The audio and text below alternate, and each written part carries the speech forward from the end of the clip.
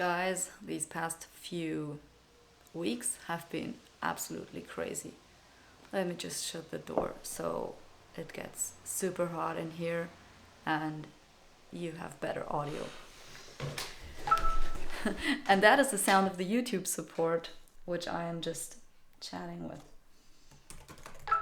Okay, where was I? Yeah, introduction. Hi, welcome to the podcast. We are talking about YouTube and lack of transparency in YouTube and Google in general, and my experiences with YouTube support and monetization, and just fear and anxiety as a small creator. So recently I got an email from YouTube which scared me shitless. No, not really. Like, it's just YouTube. If you make most of your money... Oh, my YouTube support guy is in Lisbon, and he says the rent there is as crazy as in Munich.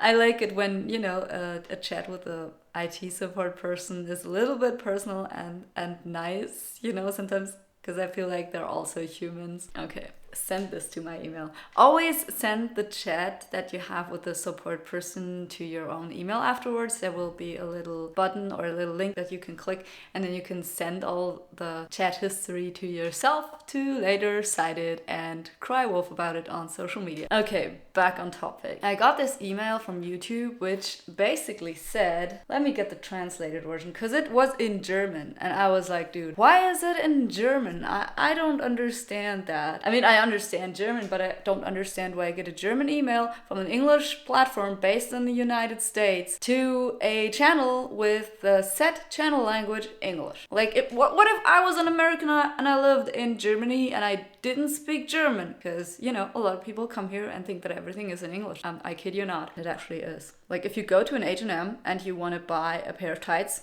there will be tights on it and not Strumpfhose. Even though I think this is a way funnier word. Like, sock pants? How can you not like sock pants instead of tights? Tights that, I don't know. When I first heard that, it sounded dirty to me. So here goes this motherfucking email. There should be a translate button.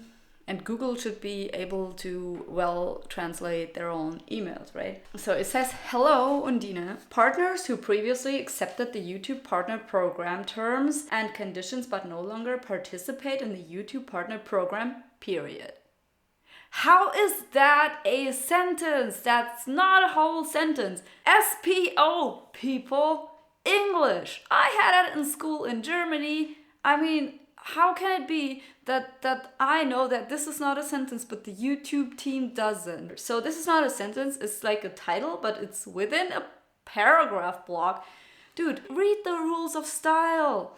Man, didn't you have to write papers in college? Like paragraph style? We had to do that in university. Like, I participated in a C something English course for scientific writing, and we had to do that shit there. By the way, I think the paragraph style is completely awful, and physicists in general disregard that kind of stuff and just go on and drown you in text. Text with difficult mathematics sprinkled in between.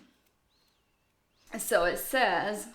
in January, so a while back, I don't know what you did in January, but I don't remember what I did. I was probably cold because gas prices were going up and it was winter. That's all I can say about my experience from January. I remember nothing about what I did on YouTube back then. And I was probably miserable because it was right after Christmas and sad things happened around Christmas, and we didn't go on a winter holiday like we usually do, so everything was kind of shitty. But what I'm saying is that YouTube usually sends you these little pop-ups. So when you open your YouTube studio, there's a studio with your little, oh, this is your last video and how it's performing, and here's your stats, and here's some stupid tips that you better not watch because it's a waste of time. Watch this video from our creator education program that is very cheesy and weird, so don't click that. And then sometimes you get a little bar in the top, and the bar is like, accept our conditions, otherwise we will kick you off our program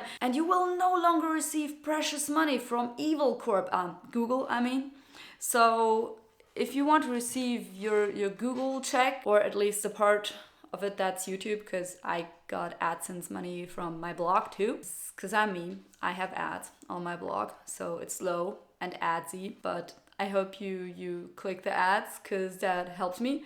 And if you don't want to click the ads, shameless plug, I have a Patreon now because I no longer trust YouTube. But we're gonna get into that in a bit. So, and then usually you get these pop-ups, and I have these irrational fears of like clicking them away accidentally, and then they would not turn back up, and I would miss some terms and conditions stuff, and then be kicked out. That is my biggest irrational fear when it comes to YouTube. So I usually make sure to preserve that tab if I haven't read the conditions yet, because sometimes I really actually look into that, and at least I want to vaguely have an idea to what I am consenting. Usually I'll leave that YouTube Studio tab with the little link and the bar open, and open another YouTube Studio tab, and then I never click these away.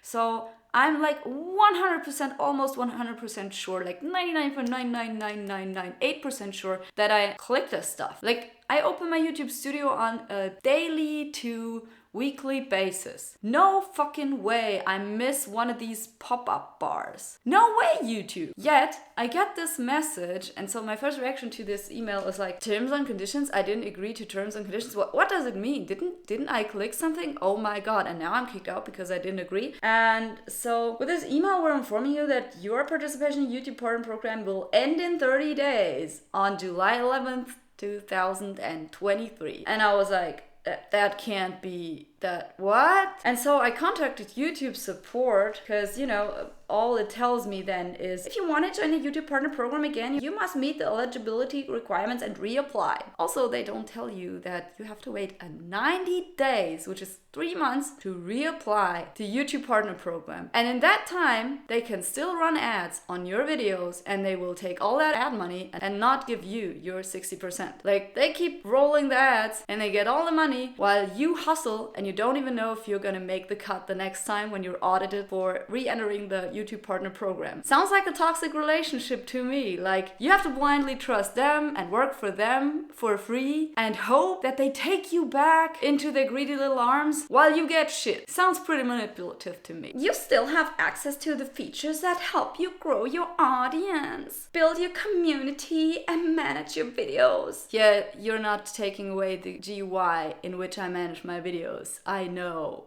Thanks for the heads up. You can continue. Like, I'm trying to do this in this toxic sorority girl voice. Am I doing a good job here? It's like, I'm trying really hard, but English is not my first language. So, upload, edit, or delete videos. It's like this scene from The Office. Is it The Office where the girl goes over her abilities, and she's like, well, all she can do is like clicking, left clicking, right clicking, double clicking, editing. Undine here. So that was actually IT crowd, and it was like the Jen interview scene where he's sizing her up and being like, oh, what do you know about computers? And she's like, sending emails, receiving emails, clicking, double clicking. Like, it has been 20 years ago, I think, that I watched that, but to me this sounds like that. Like, oh, look at all the things you can still do with your YouTube account after we take away the main thing for what people upload videos on YouTube. Because let's be real, we all want to make some buck. I mean, sure, some people, and I include myself in that, genuinely like sharing. I like creating videos, but I would not upload them on YouTube just for the process of making videos and creating them.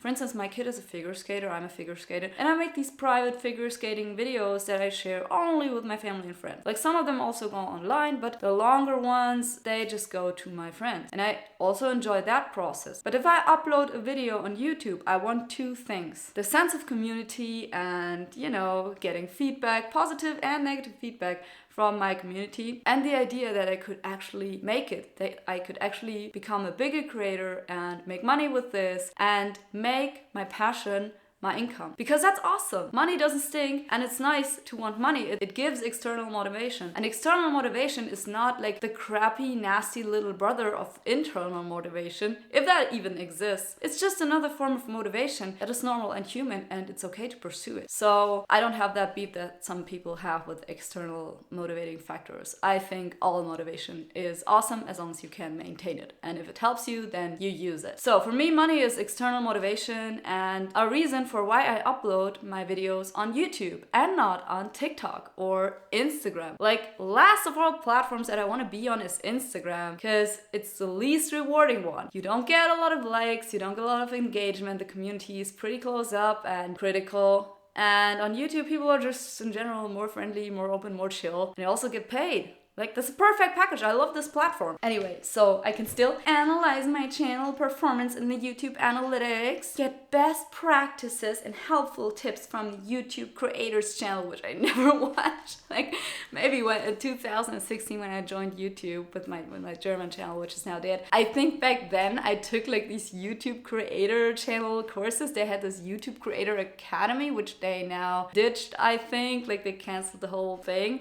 But it was like you could take quizzes and stuff. It was so cringe. Yeah, like very, very helpful. Like, it's basic shit. None of this is worth even being mentioned in my podcast because we are already over that, right? We are already over all these stupid YouTube coaches that tell you to stay consistent, upload regularly, make nice thumbnails. You know all that. That's not the secret sauce. We all know that the secret sauce to YouTube is just being awesome, being chill and nice and friendly, not too nasty, but also not too nice, right? And having something to tell people, having something to say.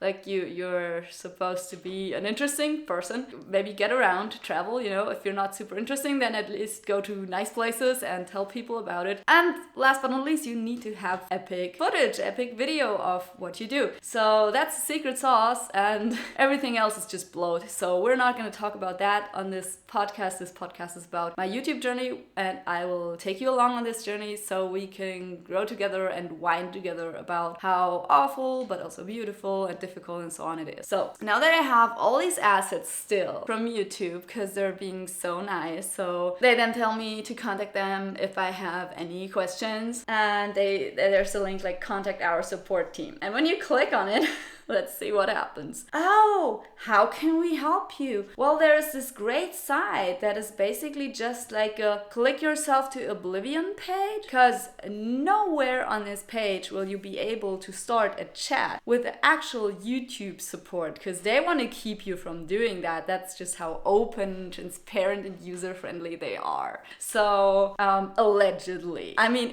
of course, it's probably just me because I'm stupid, you know. I'm a developer myself, so I know absolutely nothing about user experience, most of all because I hate front end.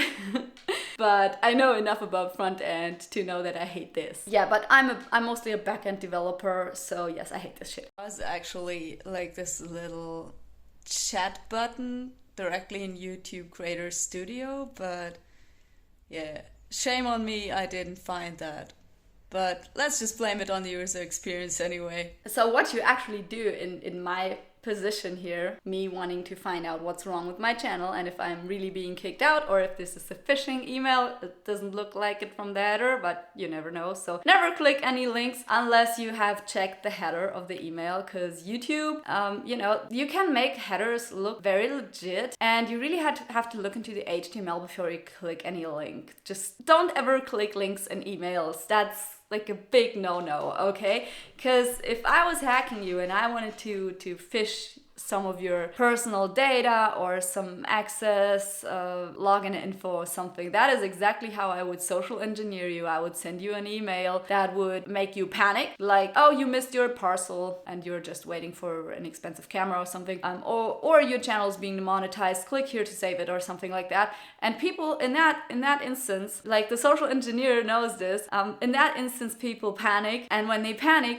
they don't think. Instead, they click. And that is when you get their data. You get their IP, you get their browser data, what their browsers look like, what their systems look like. You can identify a person out of 2 million other people with that data alone and follow them around on the internet and make them recognizable. So, and then you have their email as well and all sorts of other stuff. And when they then also enter their passport, jackpot. So don't ever do that. Don't ever enter your password unless you have verified the header, you've verified the URL and the domain, and look at your address bar in your browser. If you don't know how to do that, don't use a browser, get off the internet and read a book. So, this becoming an open source Linux and how to not get hacked advice channel? I don't know. Anyway, a podcast recommendation from the warmest place of my heart, cat paw warmth, Darknet Diary. Like, if you like hacking and hacking stories and stories about criminals and people who became upright citizens again after being criminals first, check out the Darknet Diaries. It's a really, really cool podcast. And if you're done with all episodes of that, then check out Click Here. Those are my two favorite podcasts about hacking and internet security and forensics, because I personally really like forensics and also anti-forensics. Like, those are the talks I like to listen to on the usual conferences. And so if you're into that too, check out these podcasts. They are really awesome. Okay, let's move on. So I got this stupid email from YouTube and I was totally confused, which is why I contacted support. And I did that in the evening, so I contacted the US American support. Also, they are available 24/7, which is not true for all other countries because YouTube is an American company and so they cater more to their American partners, I guess. Personally, I just think it's better to always contact that branch of it because they're sitting at the source, kind of. And I just think that they have better connections, maybe. But that might be not true. Anyway, the support guy basically then told me, well, everything is fine with your channel. As in, I sent him like 5 different screenshots. He wanted me to look into the agreements and everything that you can see on your channel page. Like when you go to channel and then settings and you can look at the agreements that you have with YouTube and you can view them. And if there is something that you can open, then everything is fine. That's basically what he told me. And he said like, don't worry, disregard the email. But I was like, dude, it has a fixed date in it that says like, to this date, you will be dismissed from the YouTube partner program. How can I dismiss this? And basically he couldn't tell me anything. He was sending me generic stuff and links and I was like, dude, that is the stuff I can click through myself on your 0% helpful info page on the YouTube rules and guidelines. I want to know, did my channel violate anything? Did something trigger this? If so, what triggered it? I don't want to know, oh, post regularly and just upload videos, just keep making content and hope for the best. Like, that's not something I want to hear as a creator, and it's not transparent. Like, if you're so much about best practices, how about you practice some of them yourself? That would be informing your creators in advance when they drop below some threshold and say like, hey, you have this deadline, until then you can work on it and then you will be fine. And if it doesn't work, then you're out, sorry. That would be a good practice. Not saying, oh, in 30 days you're out and we're not even telling you why. However, my suspicion at this point was that I was dropping below the 4,000 watch hours. I had a shitty year 2021 and 2022, and 2023 also didn't get off to a great start. For actually 2 years, I was scratching just above 3,000 watch hours, and the required watch time hours you need for monetization to stay in place is 4,000 watch hours. So I was very, very well below that. But I had an active channel, I was posting regularly, and I was having channel memberships and everything was well set up. So at some point I was just thinking, well, either this is fine or I'm just flying under the radar. So I'm gonna lay low and not say anything and just hope for the best, because I'm not feeling great and I can't make more videos right now. So let's just hope I stay monetized. And that's okay. I actually want to say that it's totally okay if they kick me out of the program. What I think is not okay is that they didn't do that for 2 fucking years straight. They didn't give a flying shit about my watch time. And then now something, I mean, at least that's my suspicion, triggers this. And now they're all of a sudden interested, while they keep on virtue signaling how important mental health is and how they care about their small creators. They don't. They don't care about me, and they don't care about you, and they don't even care about big creators, because there's enough of them, and they can still roll ads in front of all your performing videos and take all of it while you don't even get a thing. So see where I'm going with that? So anyway, my suspicion at this point was that this was triggered by the watch time limit of 4,000 hours. And then I was just below that because everything else was fine. I had no strikes, no copyright things, nothing. I mean, some of my videos are a little bit provocative maybe, but no mean shit, you know, extreme controversy or something like that. So I think I'm on the safe side there, or at least I hope so, you know, you never know in these days. Some changes to what is perceived as hate and what is perceived as freedom of speech, in my opinion, are weird and dangerous maybe a little bit. But yeah, in general, I think you still have a lot of freedom of speech on these platforms. I just think they could still do better. Anyway, so that was my suspicion that my watch time was a problem, but they just didn't want to tell me, which is why I asked support, is that the issue? And they said, no, you're fine. Just ignore this email. And I was like, okay, well, I don't trust you. I mean, I didn't say that, but I don't trust them because a few years back I had another channel and I very well remember being below this threshold for a while. But then I was also completely inactive, so I didn't post any video for half a year. And after half a year of not posting anything, they demonetized the channel and they gave me a similar email. As in, here is your notice, you have 30 days and then you will be demonetized and no longer be a partner. And I was fine with that because I was inactive on that channel and I let it die. I just took the revenue that I got while I had a bunch of well-performing videos with a bunch of 10,000 views that would still bring in, I don't know, like $10 a month or something. And like, why not take that money? But I guess at some point YouTube said, screw you. That is actually no work at all for us. We could just keep it running, but we don't because we want you to hustle and run in a hamster wheel.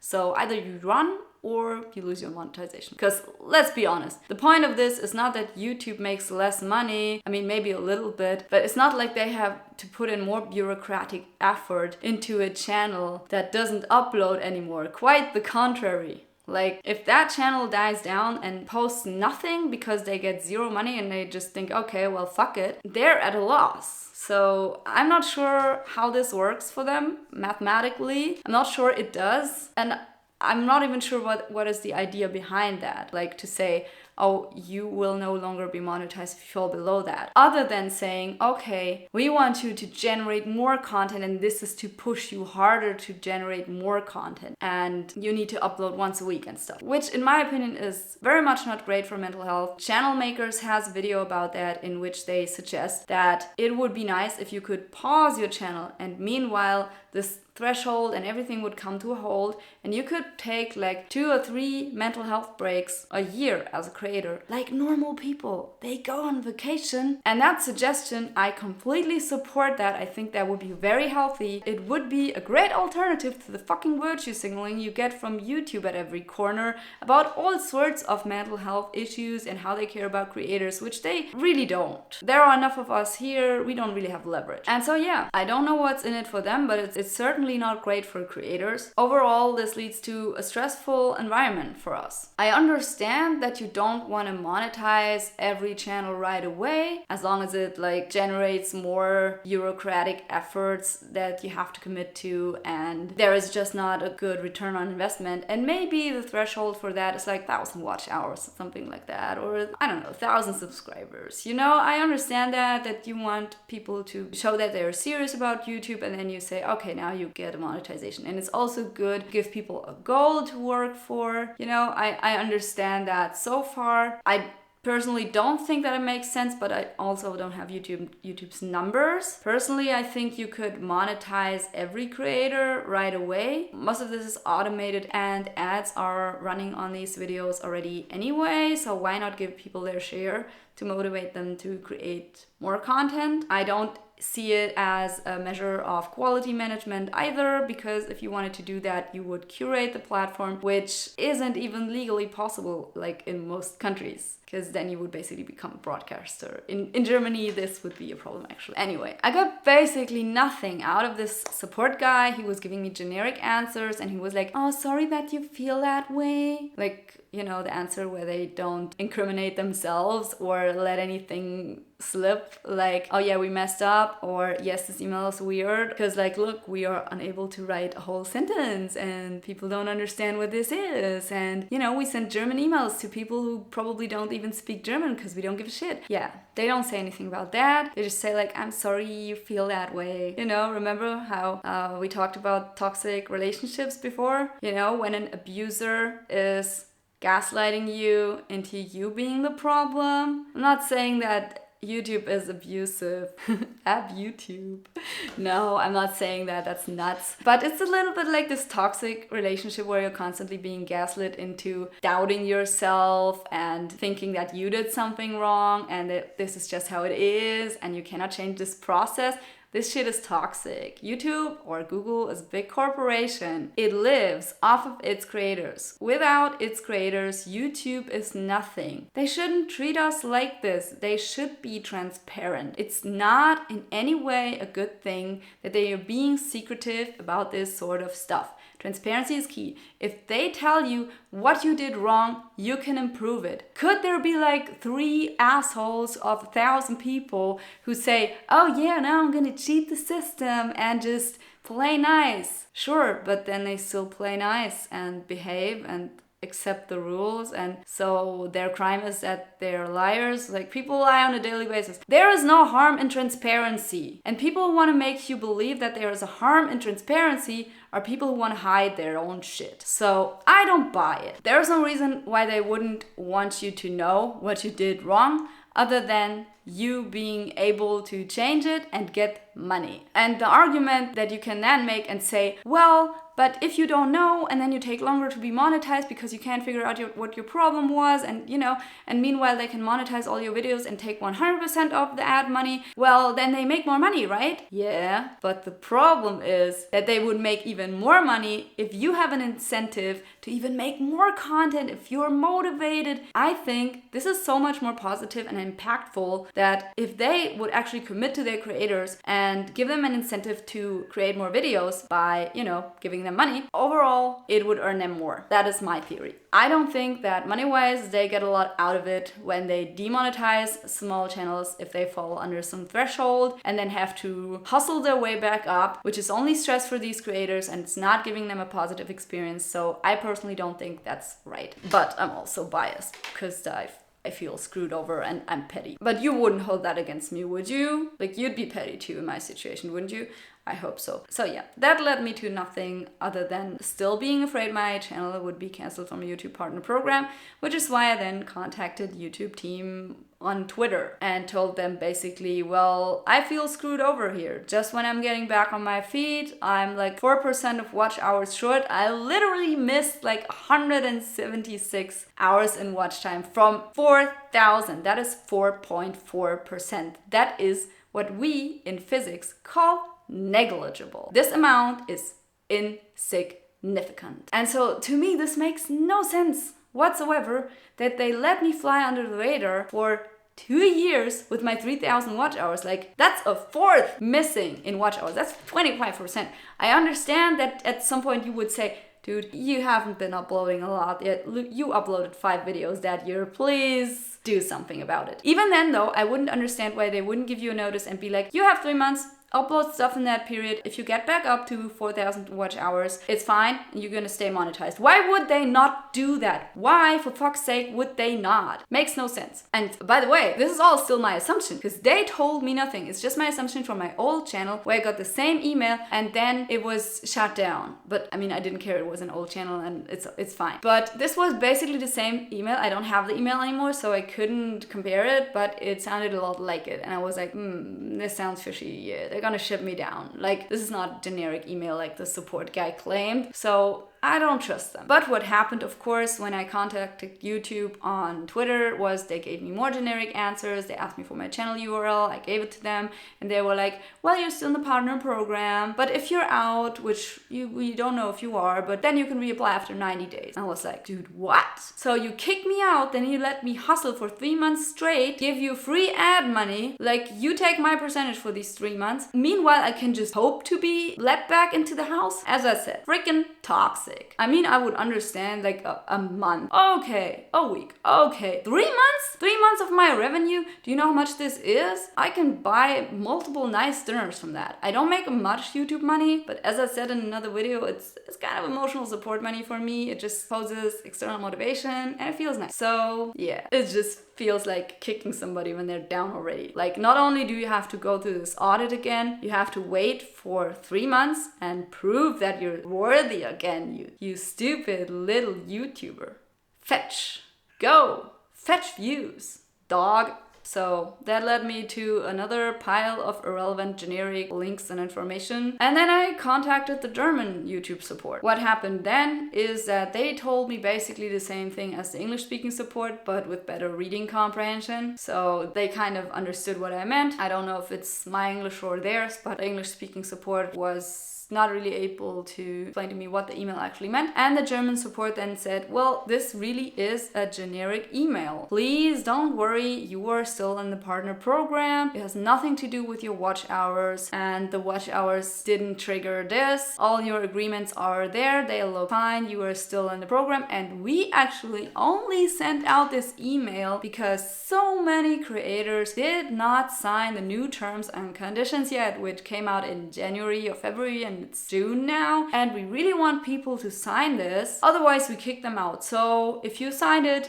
you're fine. And I was like, it doesn't sound like I'm fine. Yeah, but trust me, you're fine. I don't trust you. At this point, it's clear that they can't do anything to make me trust them, and I can't do anything to get more information out of them. So the solution to this would be if they had been transparent from the start, because my data is out there. They can see all my data. They can see how many watch hours I have, and you should get like a little red flag in your YouTube studio if you fall below a threshold as a small creator, because this is a problem that a lot of small creators probably face, and at least you should be warned in a timely manner and not like 30 days in advance. 30 days is not enough. You know, in many countries you have to register a business to even be able to have a YouTube channel. A lot of paperwork and taxes come with this. For me, this is more work right now than it gives back, and this money is the least that I could get for publishing my content on their platform and not some other platform. Frankly, the reason why I don't publish on another platform is because there is no other platform that pays me. If there was, I would leave. I would probably leave at some point because I am fed up with the intransparency, and I have gone through this with 2 channels now. So I've had my fair share of it and I'm sick and tired of it. Anyway, that's it. I don't want to shit on YouTube too much. I just have a problem with the intransparency. To reiterate, I don't think that I deserve anything or that they owe me anything. They don't owe me shit. They don't owe me monetization in the first place. I just think if they don't monetize their creators or enough of their creators, it is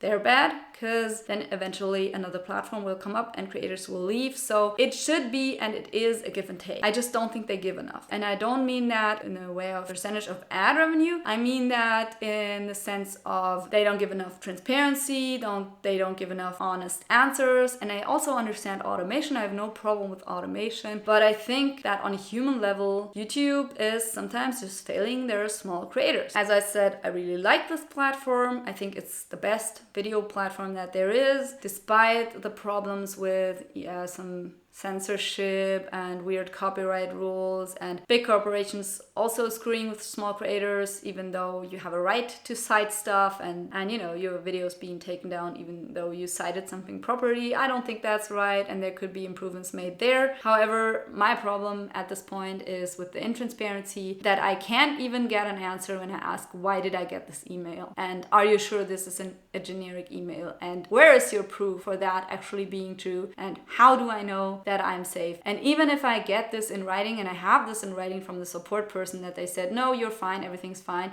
this is just a generic email, I am not safe. I am not sure if my channel is going to be part of the partner program. I have absolutely no assurance by YouTube whatsoever that I'm still in the program in July. I just don't know. And that to me is just a power differential that I'm not very comfortable with.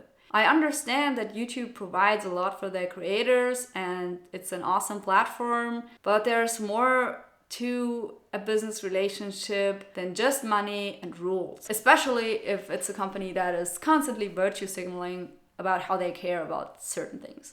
So if you really care, then prove it. Also, to my channel members, if at this point you are still here, since this is all pretty unstable to me and I don't know if the memberships are still going to exist in a month from now, well, maybe it is a good idea if you switch to my Patreon. I would ask you to consider that. My Patreon page is now updated and I try to adapt the price levels so it's cheaper and everything.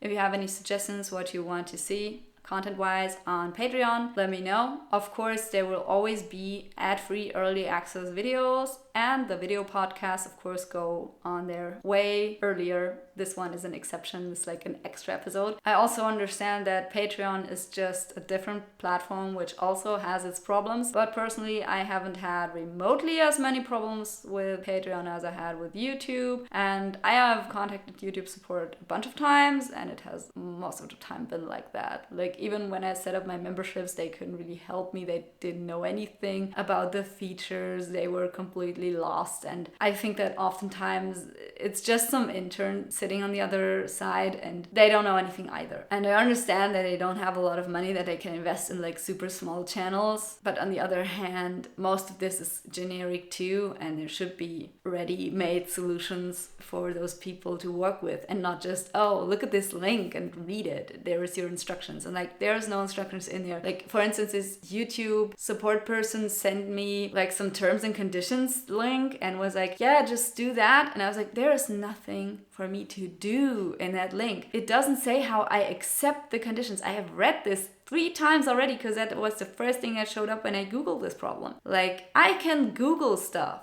I can code. Don't bullshit me. So I read this shit and I was like, there is nothing in there. I want to see where exactly can I click the agreement? Did I miss the pop-up bar? What happened? Or is it the watch hours? Are you sure? They can't even assure me that they are sure about what they think they're sure about. Because they're not. They don't know if it's right what they tell me. They just try to appease me, I guess. So they send me this information in order for me not to worry. And then when I'm demonetized, at least that is what I assume. Like when I'm demonetized, it's like, oh yeah, well, our bad, sorry. Go fuck yourself. And to make it super clear at this point, I am not hating on any employee of Google or any support contractor or something like that, because these people are just dealing with the same shit that I am dealing with. It's not fair to them, it's not fair to me, it's not fair to anyone. It's just a bad system. So yeah, I know Patreon has its issues too, but for me now this is the easiest solution, so I will move to Patreon, at least my memberships. And the memberships on YouTube, they will stay. If I stay monetized, they will stay, and I will just offer Patreon as an alternative to diversify, and I hope that you guys can join me over there, because that would then mean that, you know, we can have a little community over there. It's actually way more practical in terms of writing messages and sharing stuff and everything. It's nice and fast, and you can search it, unlike the members tab in YouTube, which is kind of buggy and not very well structured. So, oh, and by the way, I asked support what then happens to my members only videos, right? And they said, well, they will all be set to unlisted. Great! So everyone with this link can still watch my members videos. Isn't it nice that you make the experience safe for everyone? What a great user experience. Not. So on top of all of it, I then have to change all my members playlists and edit all the videos, and I don't know, maybe even re-upload some videos so they're not accessible to just anyone who has a link. Oh, and by the way, I am actually working on self-hosting my videos, but I haven't found a good solution for that yet. So if you're watching this podcast on YouTube, I would love to hear about your ideas on how I could do that, because I think it's going to be problematic with WordPress. WordPress, by the way, has a Patreon plugin, so I can write blog entries just for Patreons, but I feel like you guys are not really interested in blog posts or photos or something. What I hear from you is that you want early access and ad-free content, and you just want to support me with a small fee, which is understandable. Why would you pay like $5 for someone you have never met? Like $2, okay, $1, okay, I understand that, $3, but like I totally understand where this is coming from, because I'm the same. And then the next thing that you want is like bonus videos. So these are the things I will provide on my Patreon or later on my self-hosted page. And yeah, let me know what you think. What do you make of this whole interaction with YouTube? Do you think that YouTube should be more transparent, or am I just exaggerating here and being dramatic? Because I am being a little bit dramatic, but Yeah, that's just how it is. That's it.